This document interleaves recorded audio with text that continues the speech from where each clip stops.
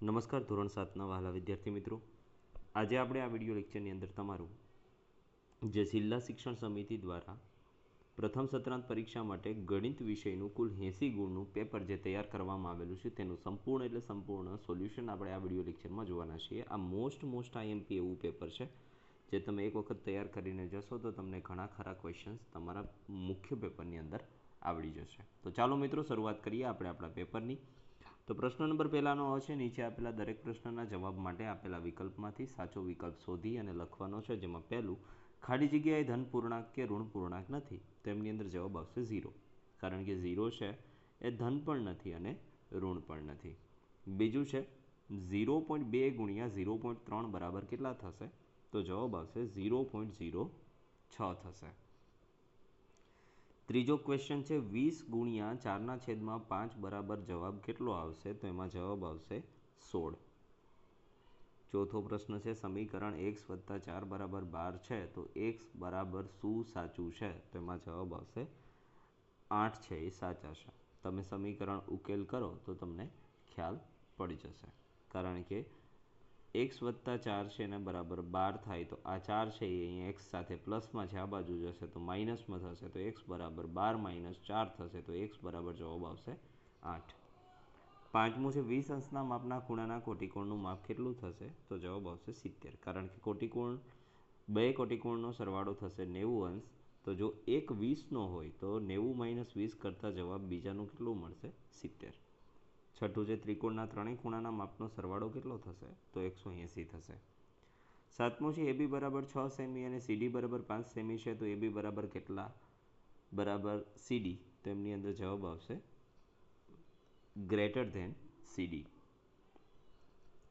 આઠમું છે -2 વત્તા ખાલી જગ્યા બરાબર -2, તો અહીંયા આવશે 0. ત્યાર પછી બ છે નીચેના વિધાનો સાચા બને તે રીતે ખાલી જગ્યા પૂરવાની છે, જેમાં પહેલું સમયરેખા ઉપર -4માં 2 ઉમેરવામાં આવે તો આપણે જમણી બાજુ ખસવું પડે, કારણ કે પ્લસ થશે એટલા માટે. બીજું છે 2 ઋણ પૂર્ણાંક સંખ્યાઓનો ગુણાકાર હંમેશા ધન સંખ્યા તમને મળશે. ત્રીજું છે 0.06 અને 0.6 આ બે સંખ્યાઓમાંથી 0.6 એ મોટી સંખ્યા છે, કારણ કે આ છે એ શતાંશ છે અને આ છે એ દશાંશ છે, તો દશાંશ મોટા હોય પોઈન્ટ જ્યારે હોય ત્યારે. પછી ચોથું છે પ્રથમ 5 પ્રાકૃતિક સંખ્યાઓનો મધ્યક 3 થશે. x બરાબર -2 હોય તો x - 1 બરાબર -3 થશે. બે પૂર્ણાંકોમાં માપનો સરવાળો કેટલો થશે, 180 થશે. સમબાજુ ત્રિકોણના દરેક ખૂણાના માપ કેટલા થશે, 60 અંશ થશે. આઠમું છે ત્રિકોણ DEFમાં DE રેખાખંડ અને EF રેખાખંડ વચ્ચે ખૂણો E આવશે. પ્રશ્ન નંબર બીજો છે નીચે આપેલા પ્રશ્નોના જવાબો તમારે લખવાના છે, કોઈ પણ 6, પણ આપણે બધા તૈયાર કરવાના છે, એક પણ છોડવાનો નથી. જેમાં પહેલું છે પૂર્ણાંકોના ગુણધર્મોનો ઉપયોગ કરીને સાદું રૂપ આપવાનું છે. -24 + 6 + -2, તો જવાબ આપણને કેટલો મળશે, સાદું રૂપ આપતા 2 મળશે.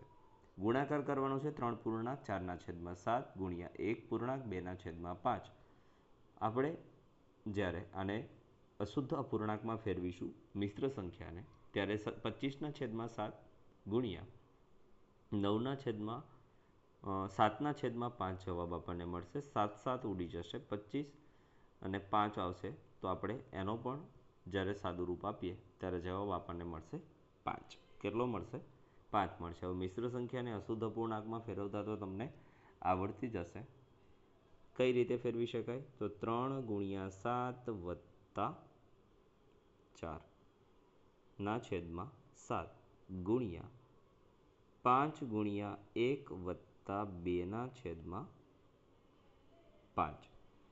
3 × 7 = 21 ને 4 = 25 કેટલા થશે, 7, એને ગુણ્યા 5 × 1 = 5 ને 5 ને 2 કેટલા થશે, 7, 7/5, 7 ઉડી જશે અને પચું 25, તો જવાબ કેટલો આવશે, 5. ત્યાર પછી ભાગાકાર કરવાનો છે 2 પૂર્ણાંક 2/5 વત્તા 1 પૂર્ણાંક 1/5.